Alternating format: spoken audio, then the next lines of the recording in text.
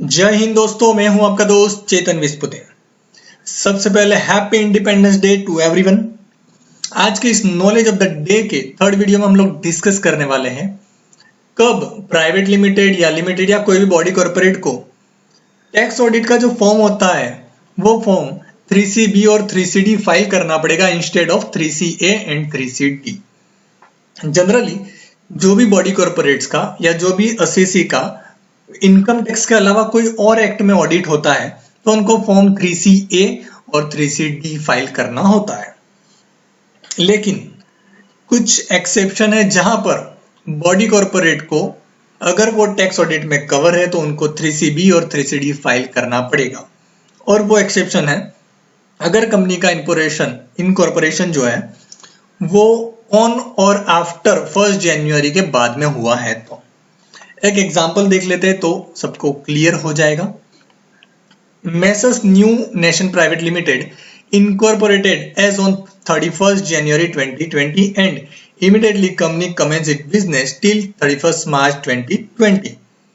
अब ये जो 3 महीने का पीरियड था उसमें उसका टर्नओवर जो है वो हो गया 2 करोड़। तो इनकम टैक्स के सेक्शन 44AB के हिसाब से वो टैक्स ऑडिट में कवर हो गया। तब इस केस में कौन सा फॉर्म फाइल करना पड़ेगा, 3CA या 3CB? तो आंसर है जो फॉर्म 3CB फाइल करना पड़ेगा, 3CA नहीं।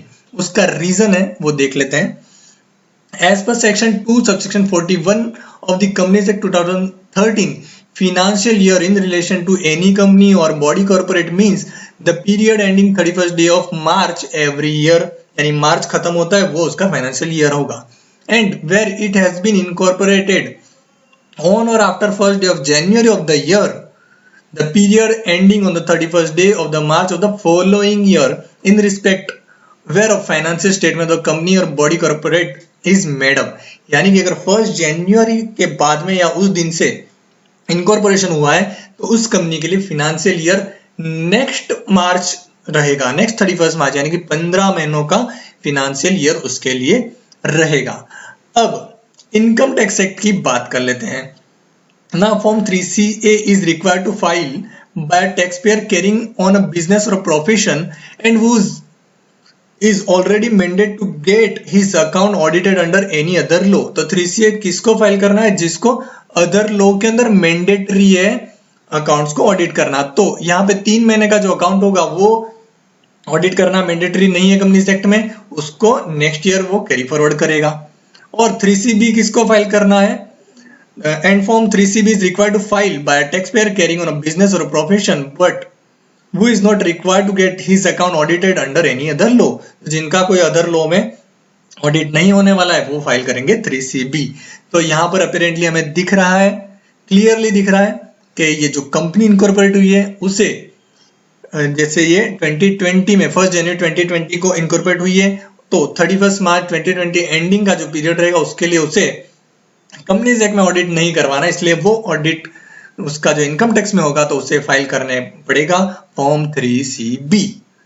तो ये जनरली कंसेप्शन होता है कि प्राइवेट लिमिटेड या लिमिटेड कंपनी से हमें फॉर्म 3CA कंपलसरी फाइल करना है, वैसा नहीं है। हमें यहाँ पे सिचुएशन देखनी है कि कंपनी कब इनकॉर्पोरेट हुई है। तो नॉर्मल सिचुएशन अगर 1 जनवरी के पहले है तो फॉर्म 3CA और 3CD फाइल होगा, और ऑन और 1 जनवरी से है तो फॉर्म आएगा 3CB और 3CD। तो दोस्तों ये था आज का अपडेट। अगर अपडेट अच्छा लगा तो प्लीज लाइक शेयर और सब्सक्राइब जरूर से कीजिएगा। Thank you for watching. मिलते हैं अगले वीडियो में। जय हिंद, जय भारत।